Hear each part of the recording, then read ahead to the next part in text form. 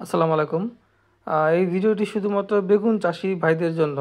আপনারা যারা বেগুন চাষ করতে ভয় পাচ্ছেন, ভাবছেন যে গতবার বেগুনের দাম কম গেছে বলে এইবারও কি বেগুনের দাম কম যাবে কিনা, এটা পুরোটাই আসলে ভুল ধারণা। কারণ এই বছর কিন্তু বেগুনের দাম গত 2 মাস যাবৎ বেগুনের দাম বেশ ভালোই চড়া দামে বিক্রি হচ্ছে।